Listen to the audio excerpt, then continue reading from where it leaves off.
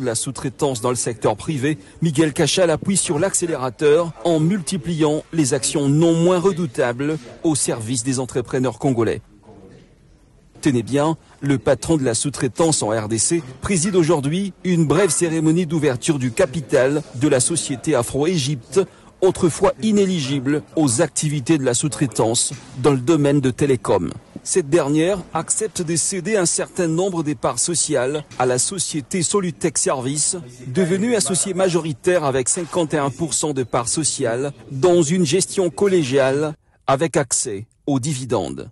Sur la base du procès verbal de l'Assemblée générale extraordinaire du 8 juillet 2024, cette Assemblée a sanctionné la cession des parts et l'entrée des actionnaires congolais dans l'actionnariat de Afro-Egypt Engineering DRC SAR, qui à ce jour réunit les conditions de 51% détenus par les Congolais, personnes physiques dans Solitech Services, et 49% détenus par l'actionnaire égyptien Afro-Egypt Holding.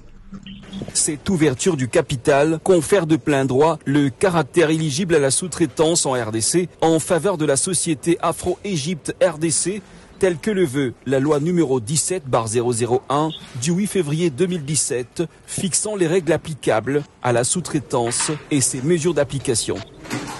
Le directeur général de la RSP se félicite d'avoir encore mené à bon port un travail qui répond littéralement aux aspirations du président Félix Tshisekedi dans ce secteur précis. Le président de la République, chef de l'État, a donné la vision. Lorsque le président donne la vision, il y a des lieutenants qui sont sur le terrain pour matérialiser sa vision. Et c'est ce qui est en train d'être fait. J'aimerais lancer aussi un message à tous les Congolais que ce qui est en train de se faire, c'est de la réalité.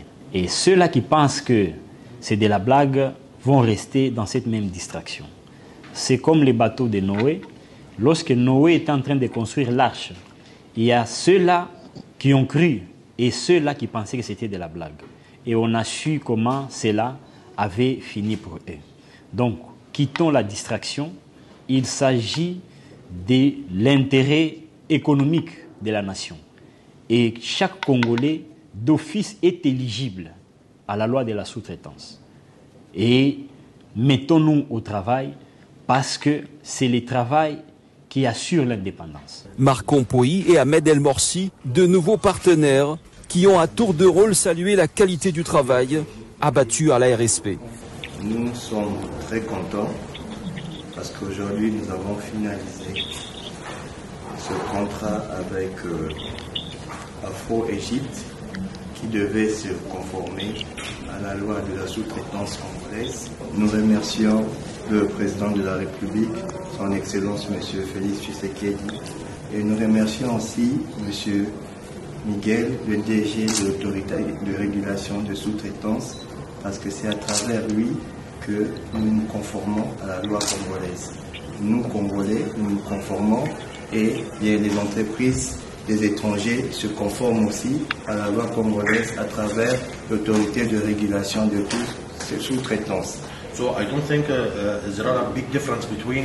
Je ne pense pas qu'il y ait une grande différence entre l'Égypte et le Congo en cette matière. J'apprécie beaucoup parce qu'il y a pratiquement la même politique entrepreneuriale avec les mêmes procédés qui exigent le respect de la loi sur la sous-traitance. C'est ainsi que nous pensons accompagner les autorités congolaises dans cette logique des choses afin de promouvoir et de développer l'économie du pays et ouvrir les opportunités d'affaires aux Congolais dans une bonne collaboration. À l'heure actuelle, le DG Miguel et ses collaborateurs sont déterminés à enchaîner de plus en plus avec les actions de grande envergure au profit des Congolais, cela dans différents domaines d'activité économique du pays. ARSP, bras armé de l'État pour la création et le développement de la vraie classe moyenne congolaise.